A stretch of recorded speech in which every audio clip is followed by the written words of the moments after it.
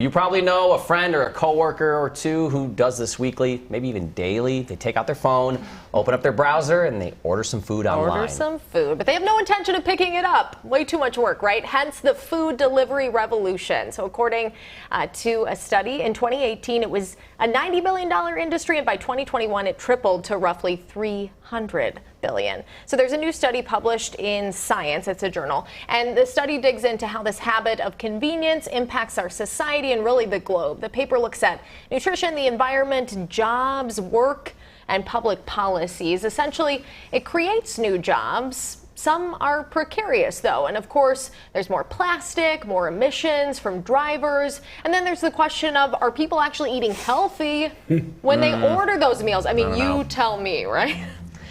Not all the time. No. I saw a delivery driver dropping Wendy's off the other day. Wendy's is good, though, don't get me wrong. One of the authors is actually a professor at the University of Minnesota, Mark Belmar, and he says no one's really answered these questions yet.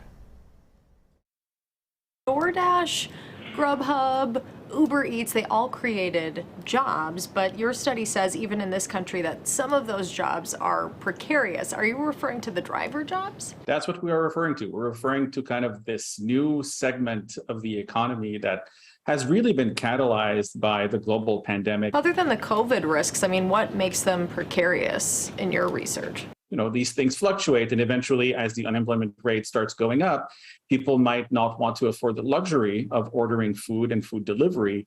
And so at the margin, what that means is that some people who are working as food delivery people are going to are likely to kind of, you know, not see as much demand for their services and might even kind of have to find something else. It's not the highest wage available out there, I can tell you that. And people really have to hustle. You also looked at impacts on the environment. There's a whole lot of plastic that's being kind of put out there. And my household reuses a whole bunch of it.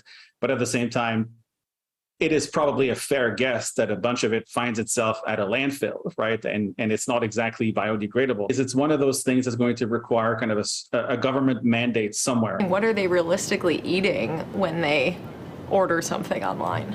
For me, that's the most fascinating aspect of the whole thing, right? Because it could really go either way. All of these competing things that push one to eat either more or more healthfully or less healthfully, one way or the other, are kind of interacted in this food delivery revolution. And we don't have the answers, right? We're just kind of, we want to launch 1,000 research ships with this piece by saying, this is what people should be looking at.